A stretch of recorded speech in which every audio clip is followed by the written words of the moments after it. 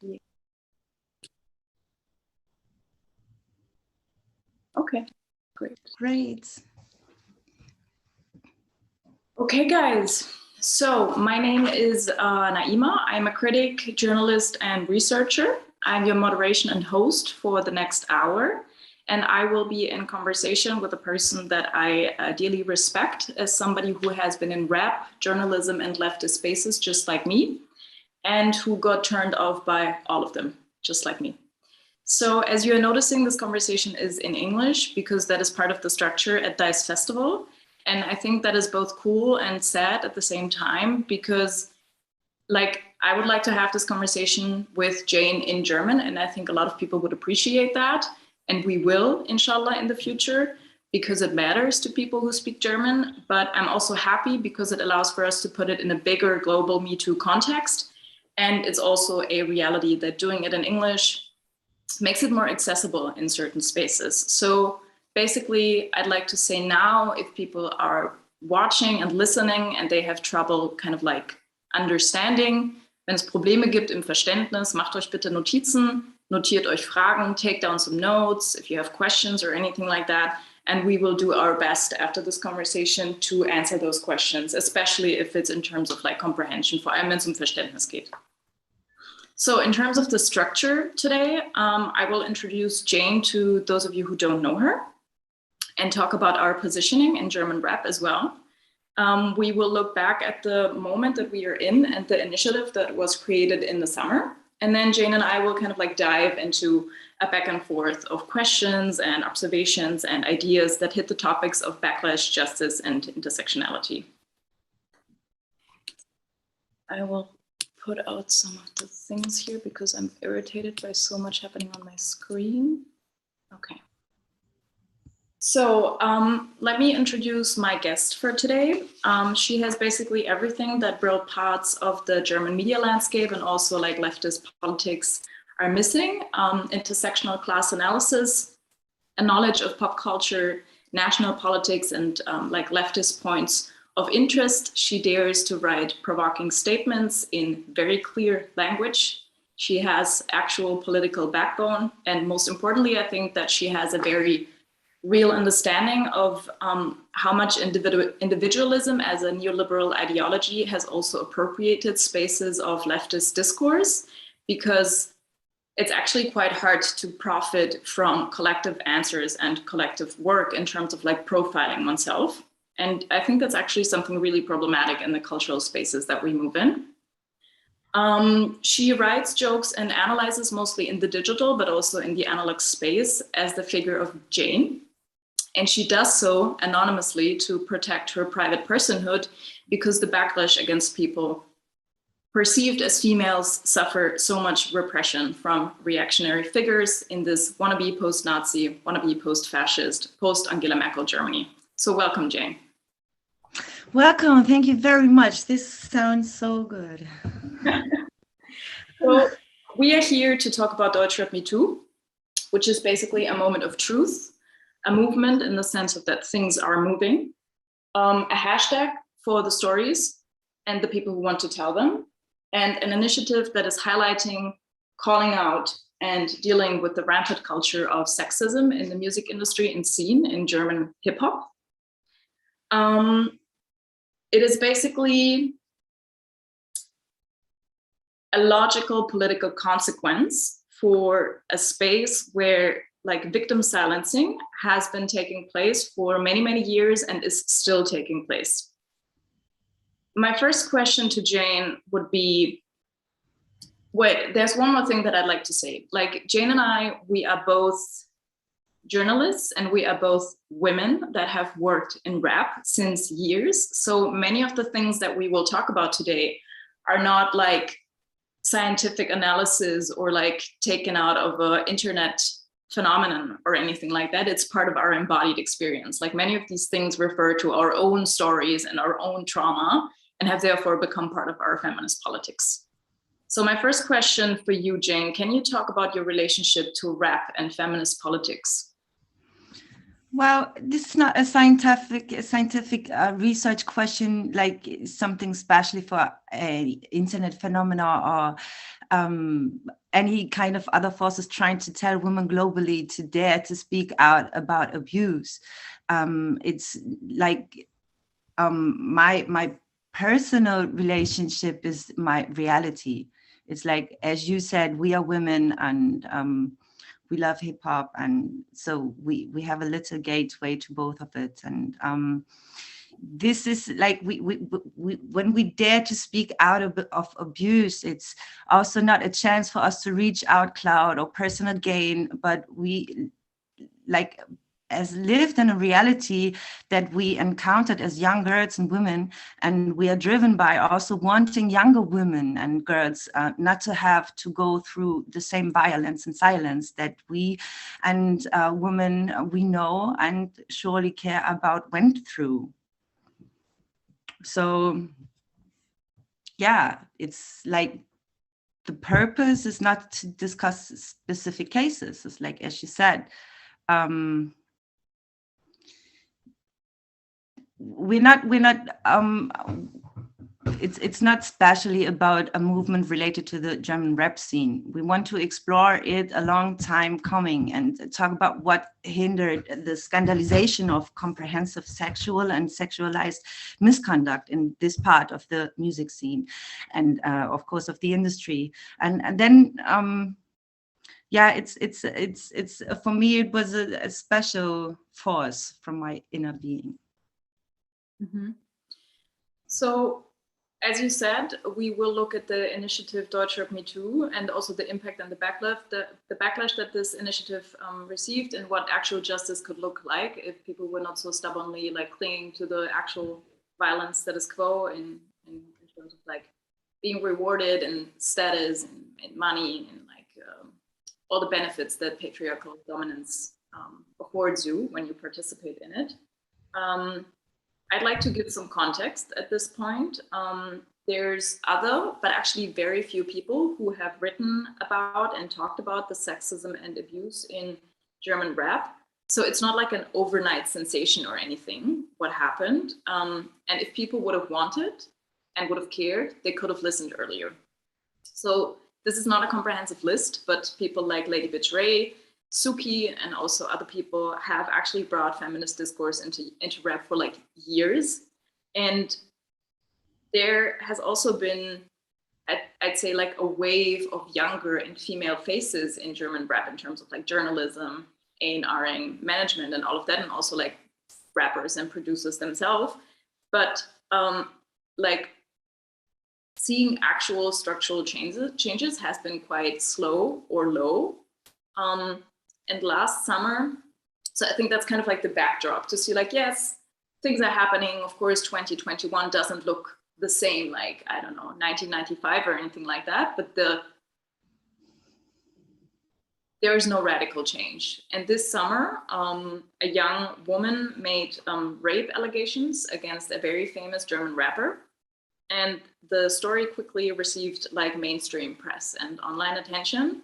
Of course, the young woman, the victim, was instantly questioned, gaslit, victim blamed, and discredited by large parts of the fans, other rappers, and also the sort of like media scene industry, like the internal media that exists. But something was actually different this time. And I would like to invite you, Jane, to kind of like paint the picture for us. How did this case get so big, like no case before? And what does digital solidarity have to do with it? Well, as you said, there was this woman coming out with allegations against a very successful rapper, and another famous and successful female rapper named Shirin David instantly showed full-blown solidarity with the alleged victim and reacted with direct consequences. Shirin was about to drop a single where she would mention the alleged rappers in like a positive context, and she said she would postpone the single and delete the lines. for somebody to react so quickly and show a socio-political stance is this is new, and it is a kind of unique so far. So fans, feminists, and others showed just digital solidarity, and it floated like even the universal German social media until they have to disable comments, and the haters came in and dropped bullshit. And so that's the main part where it starts to blow up so big, to get this huge case. Yeah, so as you mentioned, there were other really big figures that kind of amplified the moment. She also got mainstream attention by press, and people really pressured the label or the publishing to kind of deal with it, to actually show any kind of reaction. Of course, the reaction in itself was a bullshit reaction, and yeah, but it's a huge part of it, like having this force of publicity and force a label to take any kind of consequence, like even with a weak statement. This is something new that hasn't been like this before. Yeah, definitely. I'm kind of thinking of an adequate English word to describe this culture of this idea that nobody can touch us, and I feel like these days are over in a way. But my next question would be if you could talk about the emergence of the initiative DeutschRapMeT, and kind of let us know how it coincided with the case, so as we received the first mails of some affected people, we found out that the emergence is much higher than we expected. And this initiative had been planned by a small group of friends since February, and with this big event and the figure that we talked about before, it got the right and the important boost. So I personally have been feminist for a long time, and the group of women just approached me and asked me for some media support because they haven't been sure about how to handle this big time of attention. And this is what happened. At least now there's a collective of people who have been moving in the scene for some times, and they started with this Instagram page and started collecting and publishing stories of those affected by sexualized violence, and surely of other forms of abuse and discrimination. And they just be able to give them space and create awareness for some structural and epidemic problem of sexist degradation and exploitation that takes place in the private and public lives for those working. So this is what we've done so far. So to get into some more detail, or so people can get a feeling for what actually happened if they haven't been following it. I was wondering if you could talk about, you said it was kind of like a group of friends and people who have been moving in the industry for some time and observed things themselves or experienced things themselves. But have you tried similar things in the past, for example, or what was the actual moment that made you be yeah, let's do this now? Or why did it happen at the beginning of this year? Watching all those people acting very rude to the person who alleged the rapper, and the misogynist comments and the threats that she has to go through make me believe that, okay, there's a possibility to silence one person and to degrade her and defamate her. But the fact is that there are hundreds of victims, and if they speak out, then they cannot silence this case as an individual case, because we are able to show up that this is a structural problem.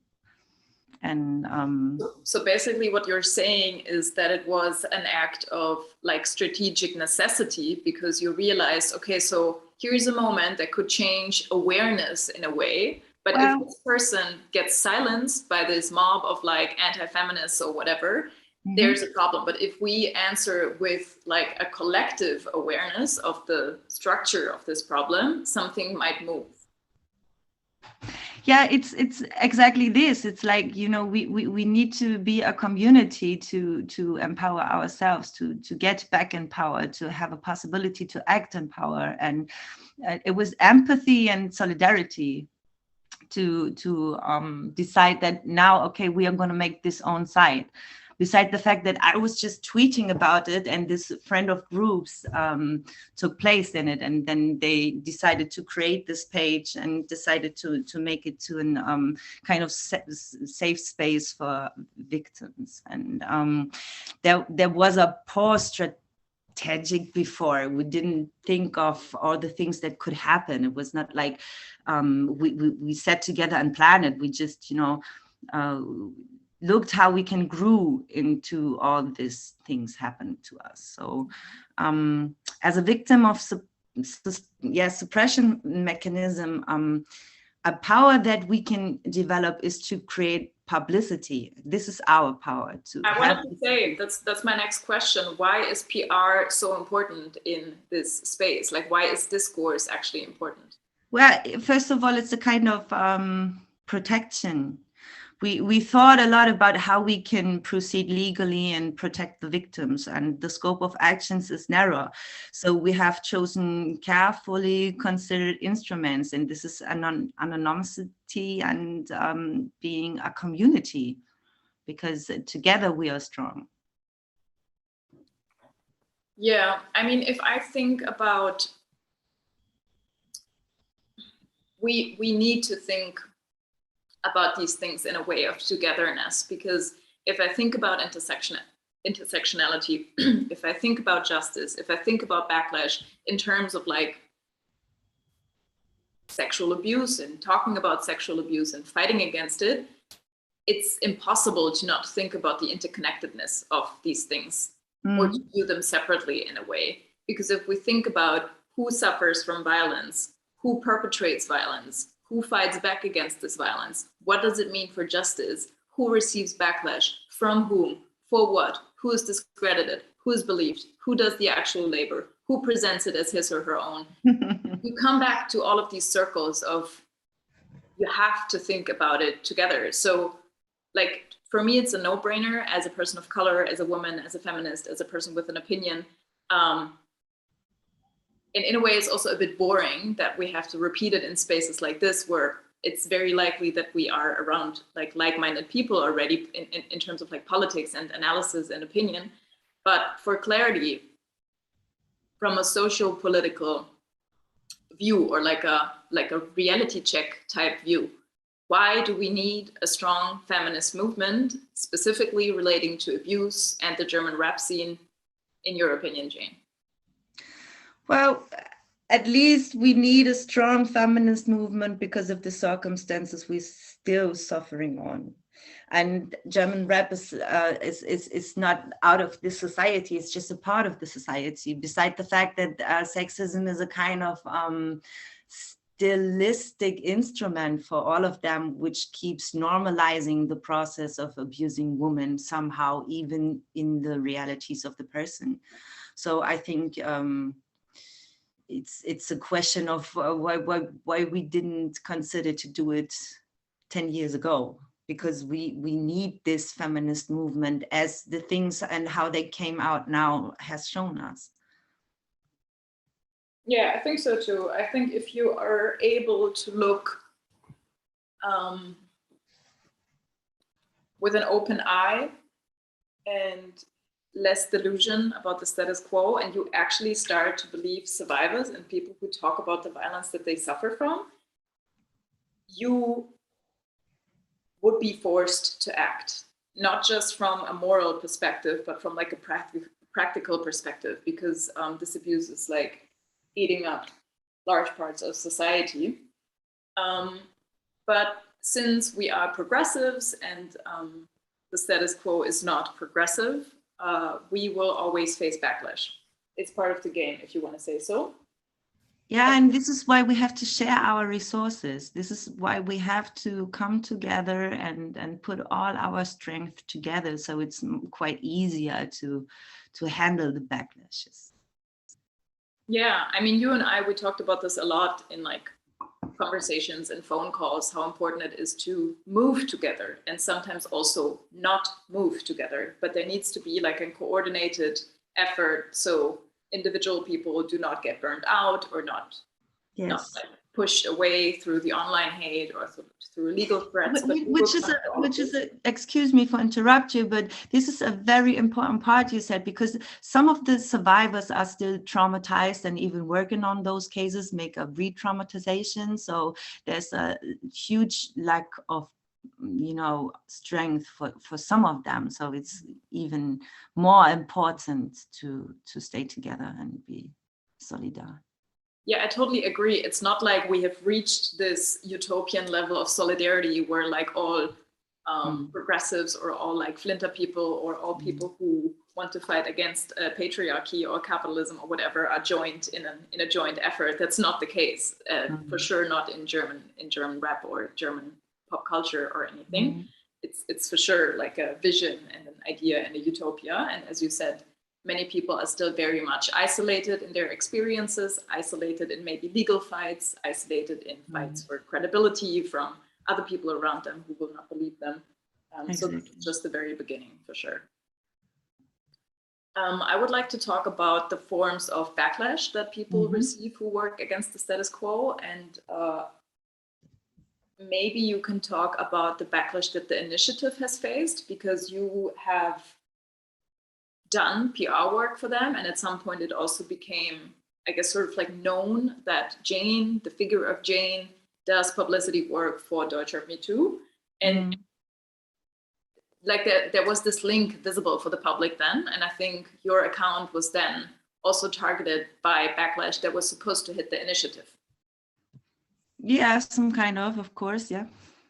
Can you talk about the type of backlash that you or the initiative has faced? Well, beside a lot of hate mails and threats and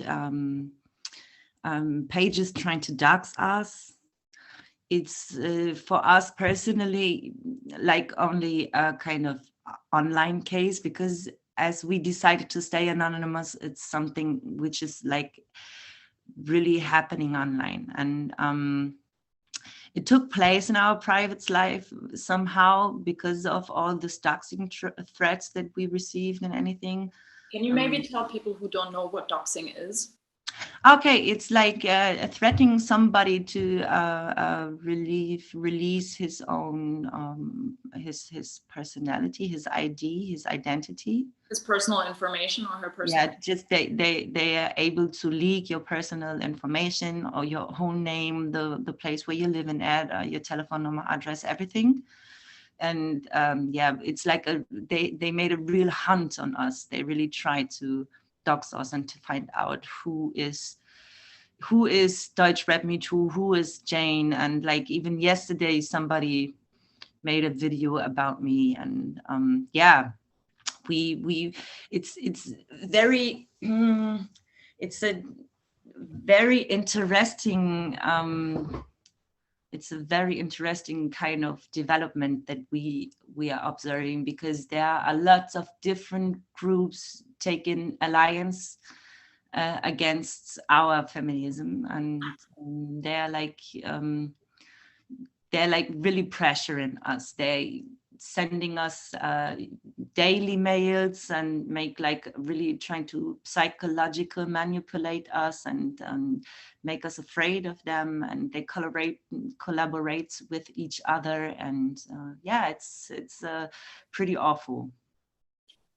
Yeah, I mean, you already talk about kind of like the alliances of people who have allied against this initiative. I remember that I have a question about this here. Where it is. Here is my question about this. So maybe we can. But it's like you said, there are online trolling, there are abuse, death and rape threats, defamation, stalking. They, as I told you, they try to transfer it to real life violence, like with doxing us and making us afraid of them psychologically. They assert us as individuals, and they will try to silence you in any kind of way you can imagine. Like even they try to stop you from your financial opportunities or collaborations, and they sending mails to some work bodies or anything. It's like, it's pretty crazy. I would never imagine that they would go so far just because of us existing and trying to make some good work, good activism. I agree with you, and I would like to also point out like other forms of backlash that can happen at this point, because what you describe I would call patriarchy and its soldiers, and they come from all genders, they come from all socioeconomic and cultural backgrounds and scenes, because patriarchy is a universal shit show and it really does not discriminate against its supporters.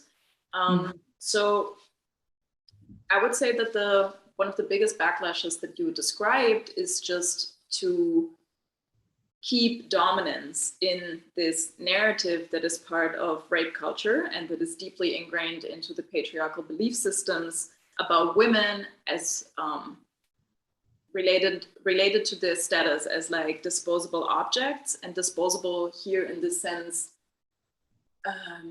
disposable means something like Wegwerfmaterial. You can also apply this to other forms of oppression, like racism, where Black bodies, for example, are rendered disposable in terms of like police violence, or trans bodies are rendered disposable in terms of like the violence that they suffer from. And women in this online discourse, in like the surroundings of DeutschRapMeT, have again been made this like lying enemy that you need to be protected from, because they are gold diggers, they are sluts, they are whores, they are attention whores, they just do it for attention. And I thought it was really interesting.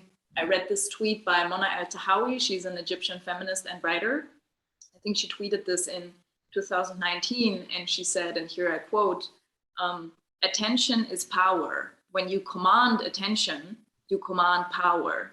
And so patriarchy has muddied the waters around attention with the word whore. Seeking attention is flung as an accusation that is meant to whip shame into you, because to be an attention seeker is to be an attention whore. So a word intended to shame is used to convince women that to want attention is to want something like shameful, like pretty much like sex. And patriarchy uses attention as a reward for those that it deems worthy. So like the white, the thin, the cisgender, the feminine, the able-bodied. Attention is both punishment and reward. It's kind of like how patriarchy regulates us. That's what Mona El-Tahawi said. And I think it makes a lot of sense in what we've seen in terms of like the reactions that DeutschRapMeT and the people who spoke about it, like specifically people who are read as females and both like support and criticism of the initiative, received the kind of attention that they got back.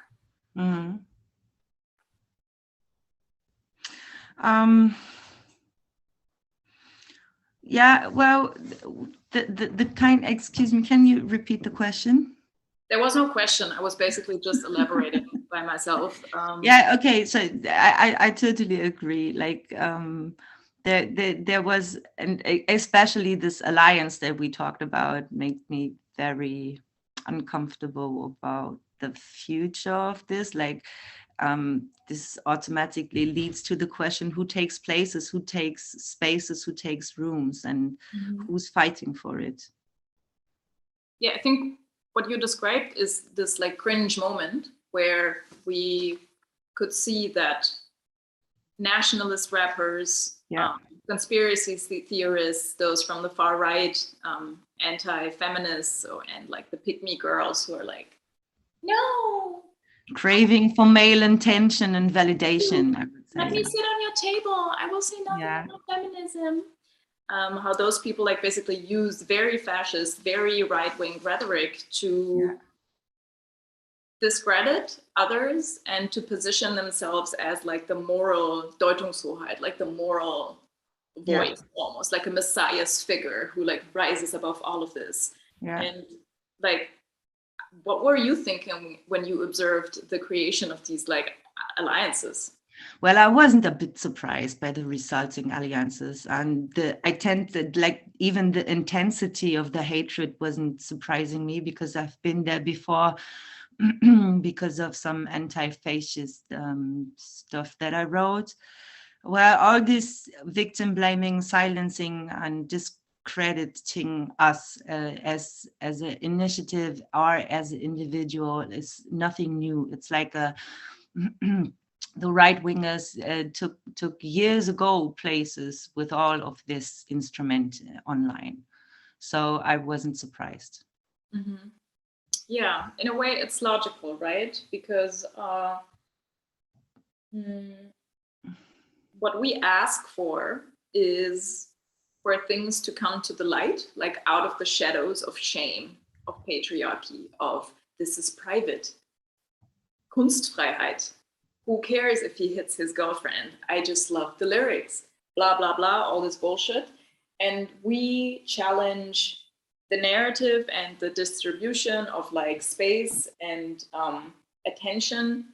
And since patriarchy is a system that is based on uneven distribution of resources, and also attention is a resource, like believing somebody, having social authority, that's a fucking resource. So of course it like triggers this like violent defense mechanism in people to be like, no, I cannot lose this. Yeah, so I think it's really important to just I observed like they always seem to be driven by a kind of fear of loss of power. Is this like maybe I can call it like this? They are all driven by a fear of loss of power in whatever that means in them specific cases. But this is what make them come together and work together as as anti-feminists, which is always a gateway to fascism. Yeah, that's really important also to note that the idea of losing gender purity, of losing culture, like something like hip hop, like who even says what and who hip hop is? Like it's not even sensical, but this almost embodied fear of losing your space, losing your fucking podcast community, losing all the people who know who the real men are, losing the people who know that bitches in short skirts, it's fine to harass them, blah, blah, blah. It's like, it scares the living hell out of these people. And so they get defensive, but not just defensive, they get like, it's a form of Angriff. You know what I mean? It's not just defense. Yeah, it's like interpretative sovereignty, the fear of the loss of this. It's like they want to call what's right or wrong, and they see now they have antagonists, and now they have to fight for it. It's to me, it's looking quite simple. It's nothing more than the fear of the loss of interpretative sovereignty or power at all. And interpretive sovereignty. Deutungshoheit? That's Deutungshoheit. Yeah, I think so too. It's about who calls the shots, like who. That's why it was so important that Shirin David was putting down her foot and said, I believe this person, there are consequences and they will transfer into my real life, and not just something that I will tweet about or something like that, but they have monetary, economic consequences of visibility, of exposure. And in a way, you and I, we are both not fans of representational politics, of saying like, oh, you just need more women in these spaces and then things will change, because we have women in these spaces and things haven't really changed.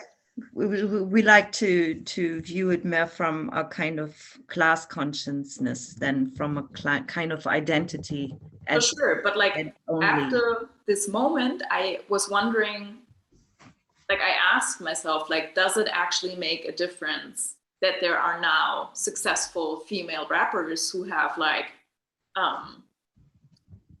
who can put economic pressure and like discourse pressure on people because their fan base is just so big and they take us with them, you know? Yes, of course, it makes a big difference. Like even if men speak out on this topic, it makes a huge difference because men mostly love to listen to men, not to women. So yeah, it makes a difference, as poor as it sounds, but it is. And at least it's like, which I think could be a kind of masculine behavior, having ownership for this culture. And like this, it's not like every hip hop artist tried to work against us. It was just a scientific, a special kind of, or let me call it bubble. Yeah. A group of rappers who were against us, and at the same time you have people from the same scene, from the same hip hop culture, try to support us. So it's not a type of, it's not the question of being real hip hop or being a part of the culture. It's a question of what type of Wertesystem or construction of hegemonic masculinity do you have? And this is what we find out. Like the guys with the let me call it most evil construction of hegemonic masculinity were the same guys who tried to fight against us and to claim the ownership of this culture and to, you know, tell everybody how it works and how it's not. Yeah, of course. I mean, if your construction of yourself or your masculinity or of masculinity in general is very much based in the dominance and subjugation, and therefore it was very important that we have this huge star taking direct action to this. Yeah, to just have a counter narrative for once. And yeah. I mean, there were a few visible men that spoke out in support of the initiative, or that gave space in podcasts, for example, or on their social media to like simply the idea that sexism exists. And I actually went back and Googled some of the people and how they have spoken about sexism in the past. And I found like such cringeworthy articles of rappers who like would go into interviews like from 3 years ago and be like, sexism doesn't exist. I've never seen sexism in hip hop. And you're like, yeah, I mean, yeah, or even, excuse me, the same type of person trying to support us now, leaving their homophobic tracks down on Spotify or anything. They don't care about the past. Yeah, I've seen that. You know what's crazy? My laptop is almost losing battery. I will be back in 1 second. Great.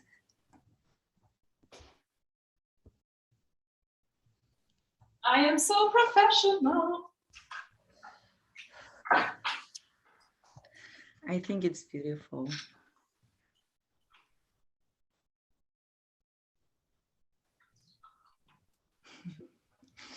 That's normal life. Exactly. This is how it is.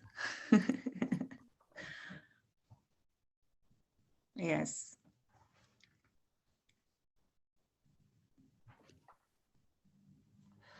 So korrekt. Sorry, Leute. Ja, das jetzt bitte. Hello again. Yes.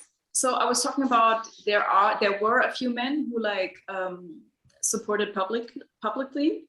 Yeah. But first of all, men do not deserve praise because they align with feminist struggles. And I think it's also quite interesting to see. First of all, a lot of the men who showed public support were Black men. And I think it has something to do with the positionality in German rap that allows for a specific awareness, maybe, and also solidarity in terms of oppression. What do you think about this? Yeah, I would agree. I would call it empathy. Because this is what raises, or yeah, maybe it's awareness raised through empathy because they suffering a similar issue. So this is, yeah. Anti-Black racism is a huge problem in the German rap scene, and even though they try to deny it, there are a lot of Beweise dafür. Yeah, it's like, oh, this is part of Black culture. I have Black friends. Look at the people in my videos. They are Black people. But like, I can't be racist. I do hip hop music. Yeah, I heard a lot. I guess that the guys who spoken out for us are somehow affected by discrimination themselves, and somehow affected by, you know, just growing into maturity or something, maybe getting mature, maybe. yeah. And yeah, some others, like you said, Alguni, I didn't know where this came from. Even I was quite happy about it. I didn't know where it came from. And some other guys are just like friends. So this is what we really have to point out, that there's always work of women behind the scenes, and there's always behind every white person speaks out against discrimination, there's always a person of color or whatever affected person who did some labor before.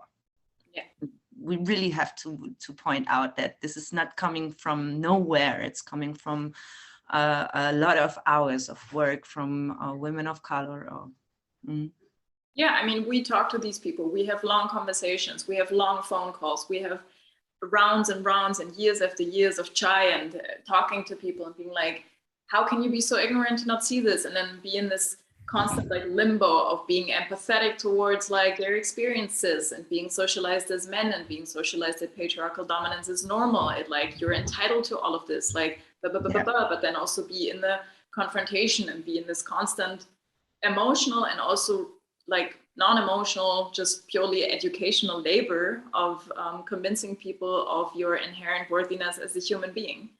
And it becomes quite tiring, actually. But I think it's really important to point out that even the people who spoke in support of the initiative, like those people didn't just awake as like, oh, I'm a feminist today and I understood all of it. But there was work behind that, and it's mostly not their own. Exactly. That's just point blank. And what you said about like Alguni, so he's like a white, quite young rapper who does so-called cloud rap. At least that's what we called it just some years ago. And I think it points to one branch of this conflict, which is a generational conflict. It's a conflict of positionality, it's a conflict of politics, but it's also, I think, a conflict of generation, where a lot of the reactionary figures are kind of like from a 90s underground background, might not have received. Yeah, but so are some of the other guys who spoke out for us. So I'm not sure if I can say it's quite a issue, a generation issue. I would really point out again that it's a type of hegemonic masculinity, and which took power in their place or in their bubble or in their community. And like Aguni, maybe this is really one of the guys from the youngest generation rappers, and I think that anyway they have a different kind of awareness for certain issues. But on the other guys who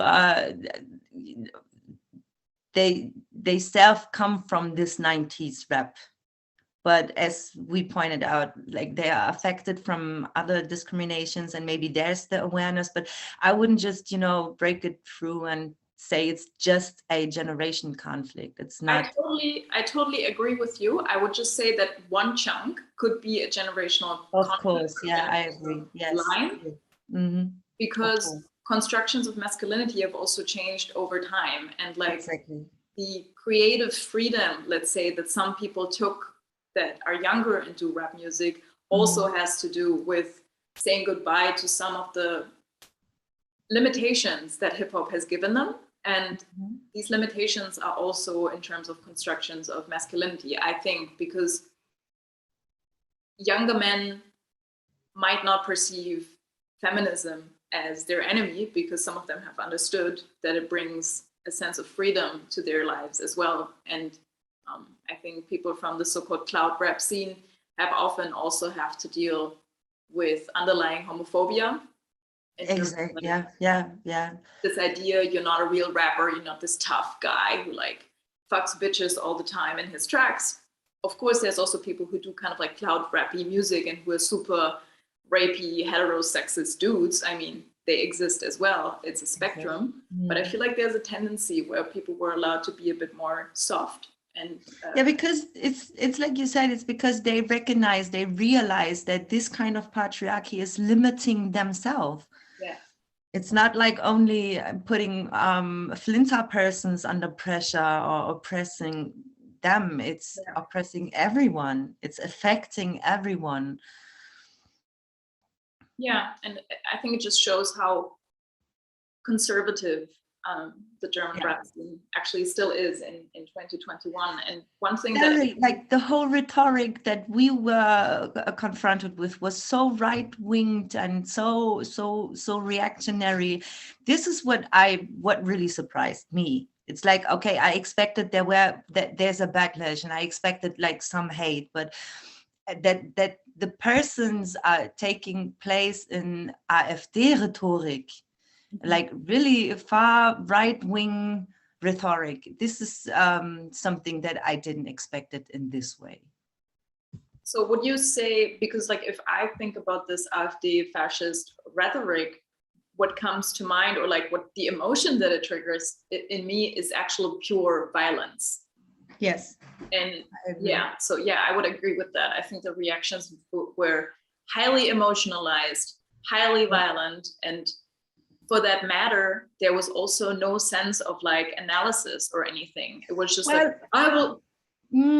I think, it was so reflectionary that some of them might just, be oppressor themselves and recognized it. And that's why they're so emotionalized, because nobody wants to see himself as a predator.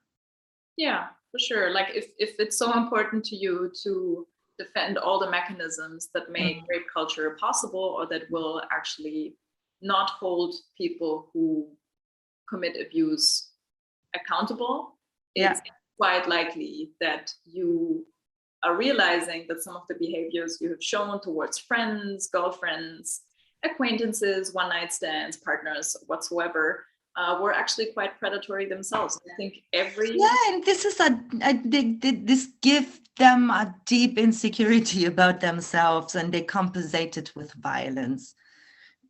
I guess reckoning with the world and yourself, I think that's taking place. Excuse me, pardon?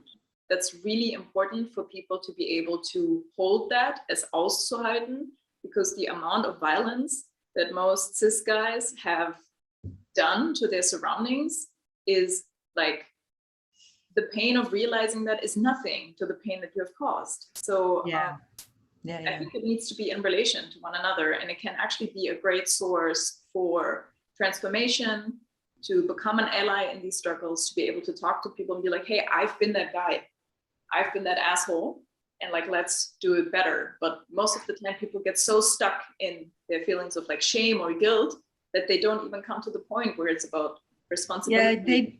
Exactly. I think it's a point of shame, and they decide to to like do a kind of perpetrator victim repentance. Yeah, like they try to turn around the facts, and I mean they call us out for making a witch hunt, which is quite stupid because we never said any name. Yeah. But they try to flip the script and make themselves to the victim at this point. Yeah, I think that's important to point out as well. Until this day, no name whatsoever has been published by the initiative. And I can imagine that there was a strategic idea behind it to, first of all, show the epidemic of this issue in the scene, but to also gain some protection for the initiative, to really make it clear that this is not about clout. This is not about personal gain. This is not about vengeance or anything. It's about clarity in a way, and to show perpetrators that you cannot do this anymore and expect no consequences. Yeah, this have certain sides of you. First of all, we have to make sure that we are not doing anything that is illegal. So we are not lawyers, and we are not working for any kind of forensic scientific labor or anything. So yeah, we have to be very careful about all the names and the facts that we have. Some of them are not even like the worst case rape. So we're not talking about that we have a list of rapists, but we have a list of some sexually misconduct and behavior, which is wrong. And we always talk to the survivors, and they decide what they are wanted to do. And some of them decide to take legal action, but to do it quietly, because they are afraid of the public, and they are afraid of being called like a attention whore or whatever. So they took place behind the scenes, which we are not able to talk about on one hand. And on the other hand, it's like some of them of the survivors didn't want it to take legal actions. They just wanted to talk about it. And it was like, we have to make sure not to bring ourselves in any kind of unsecureness. And we have to make sure that we don't bring the survivors to any kind of unsecureness. And this is why we take the names. And it's as you said, is a weapon. And we have like, there's no real legal way to release the names for us as an initiative. But there are certain legal ways to make it to a big research thing for other journalists, what we are working on. Yeah, I think we definitely need more explosive and like impactful journalism that tries to move cultural moments. I think we are on a good way for that. Shout out to Juliane Löffler. Yeah, but we need more, of course. I agree. Yeah, I think the last point that I wanted to talk to you about, we have already touched on it, but like not in the specificity of it. And it's about the idea of justice and like legality. And that's very much and very quickly followed by legal threats, or so-called warning letters, which translates to Abmahnungen. Abmahnung, yeah. In German.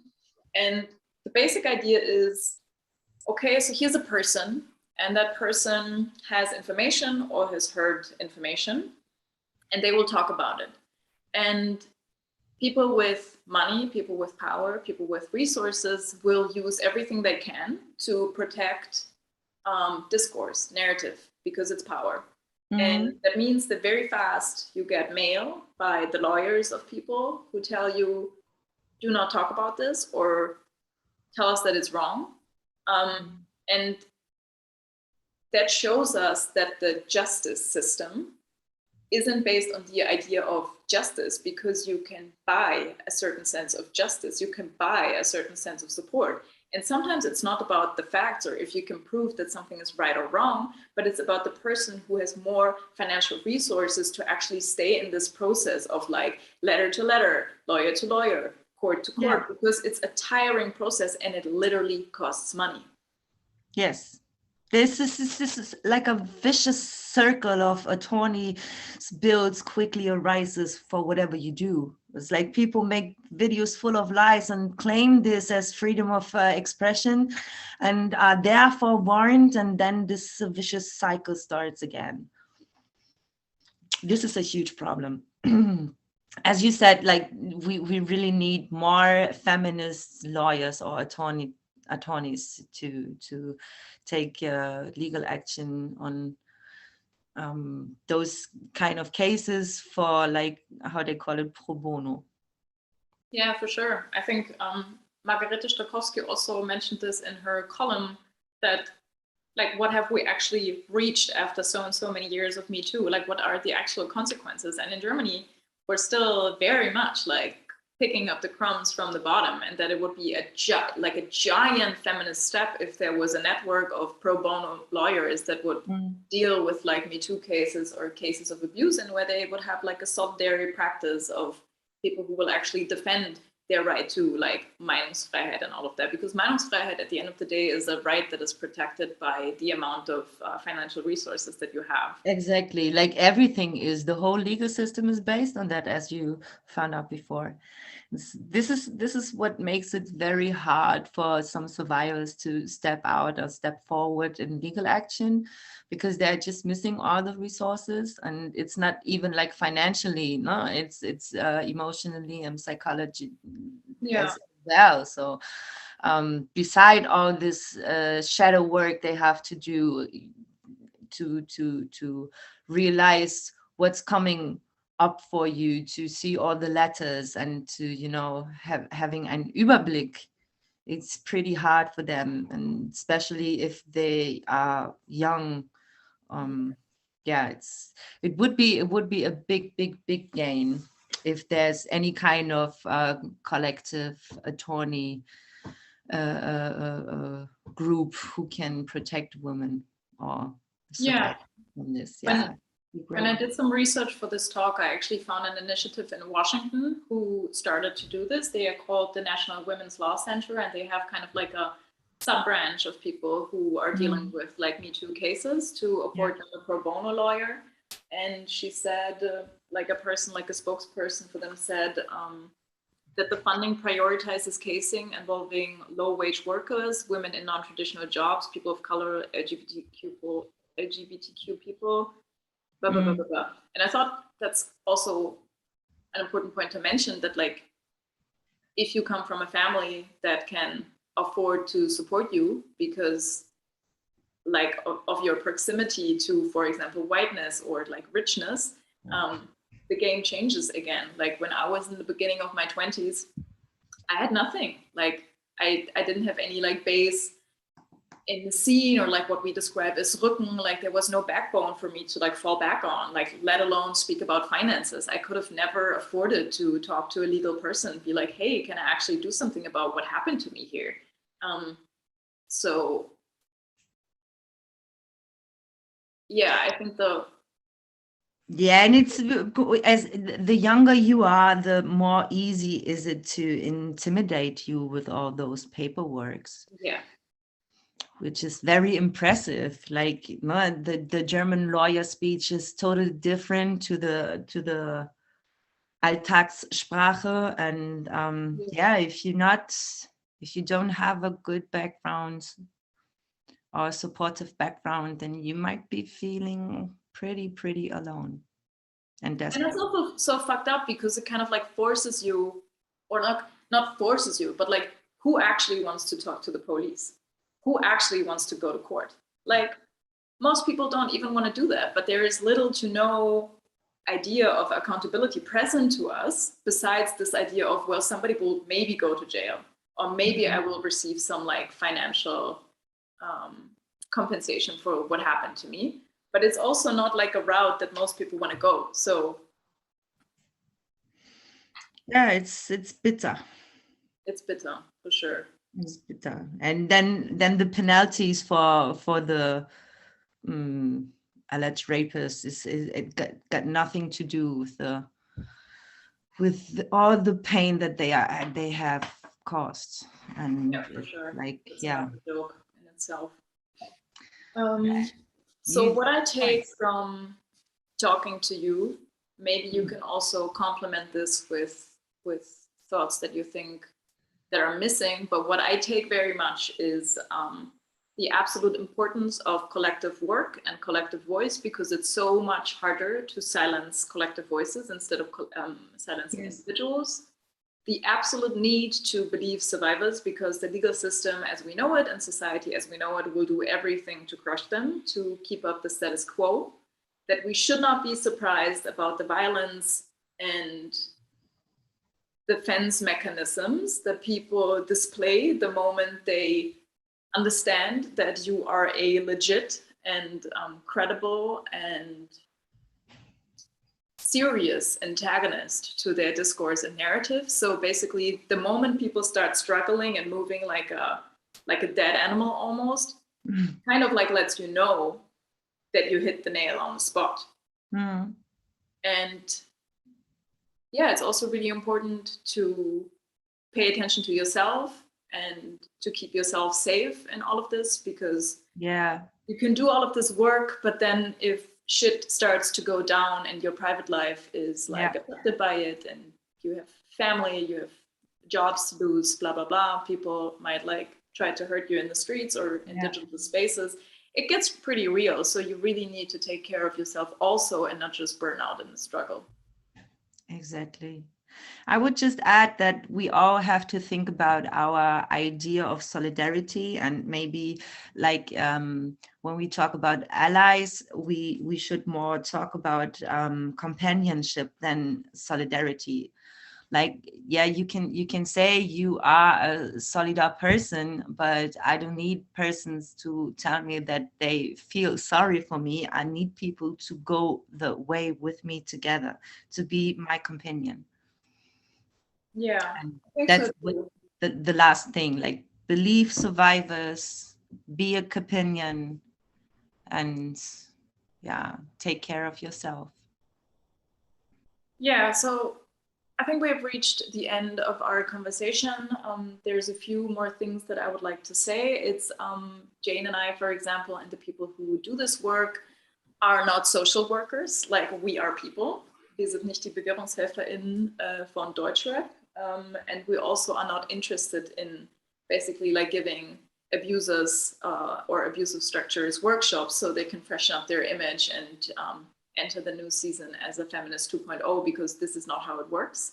And I think it would be very wrong to exploit this moment of truth for such simple answers. Mm-hmm. Our resources are very limited as people, so people really need to lose their sense of naiveness, like shit is burning. Women suffer under patriarchy every day. It's a fucking epidemic. Every third day, a woman loses her life in Germany over this violence. So those of us who are already marginalized in society, we really need you to understand that this is not a women's issue. It's a question of what do we want to allow in this society to happen, and what do we not want in this society to allow to happen, and how are you siding with patriarchal violence? You need a reality check in 2021, I think, and it's deeply necessary. Yes, exactly. Thank you. So if there are people watching right now who are interested in posing a question, we could do this now. I mean, we have time. We are pretty much in an hour now. We did well. So if there are questions, you can just write them in the chat. I can actually see them here. And I would wait maybe like 5 minutes. If there are any questions coming up for you, you can like, könnt noch mal in euch gehen and see if something comes up.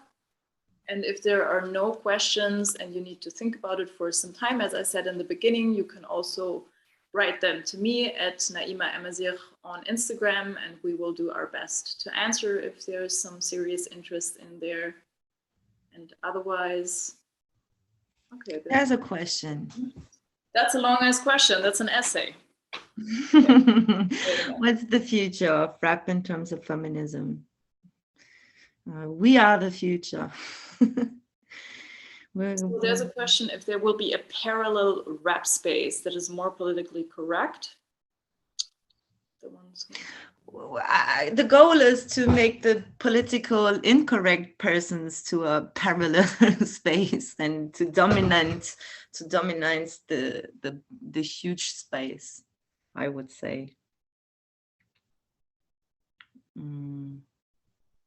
Okay, also im Endeffekt ist die Frage ja, wird es einen parallelen Rap-Space geben, der sozusagen politisch integrer ist als der Mainstream? Yeah, I say it exists already somehow. I would say so too. But what we have to really take a view on is the industry and how it works and the mechanism it works. And the most important rapper are always the rappers who sell the most, and the people who sell the most are mostly the people who are sexist or whatever, like the mainstream mind. And that's this is the mainly problem of it, I would say. It's like the financial part of rap is always what's describing the realities. Yeah. And our goal was to make people aware about who they wanted to work with and who are not. And we took a huge step into it. Yeah, I would also answer this question with like 3 thoughts. First of all, we operate under capitalism, and the structures that most of these rappers work in are monopole structures. Like there's very few big labels that will like give you a Vorschuss, that will handle your publishing.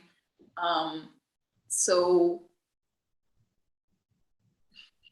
let me rephrase, like things like sexism, racism, homophobia, transphobia, queerphobia, and all of that, or like hate against these groups in society, they are basically a Kassenschlager. So if you hit those buttons, you will sell in a society that is structured like the society that we are in. So at the end of the day, you of course arrive with an anti-capitalist lens at this idea of like capitalism and exploitation that needs all of these discourses over people and groups in society to even function.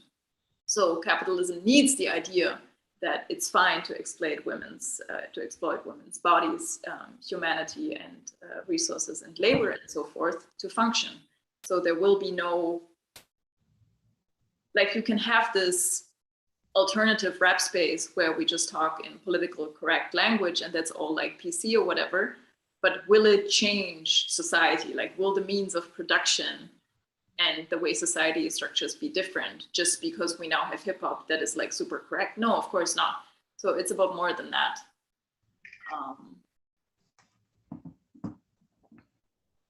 It's not even the language. Yeah, I mean, language affirms. Yeah, exactly. But I had a woman try to start a petition about sexualized words in rap, and I think like that's a point where we should not start. It doesn't matter if you use like flowery words but have a shitty mindset. Yeah. So just working over prohibited words, it's not changing anything at all. I think we've seen this in the beginning. Yeah. Okay, that's now my internet is.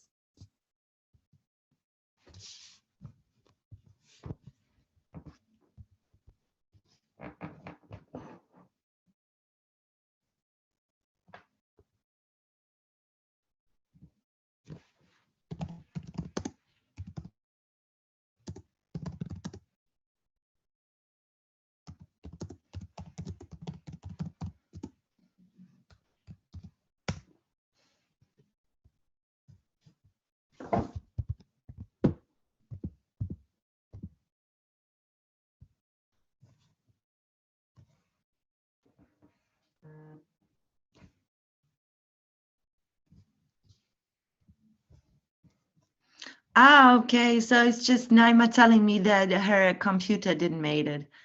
So maybe I'm the person to finish it. I tell them, sie sagst du bitte allen bye und danke von mir. Und sie entschuldigt sich, she's excusing her unprofessional way, but I think it can happen to anyone anyway. So I thank you very much for listening, and I thank Naima very much for moderating this. And if you have any kind of other questions, don't hesitate to follow me on Instagram and ask me those questions. And now I'm going to finish. So thank you very much for listening. Thank you all. Thank you all. And yeah, I hope you can take something out of it. So I'm going out now, and I wish you have a nice day. Bye.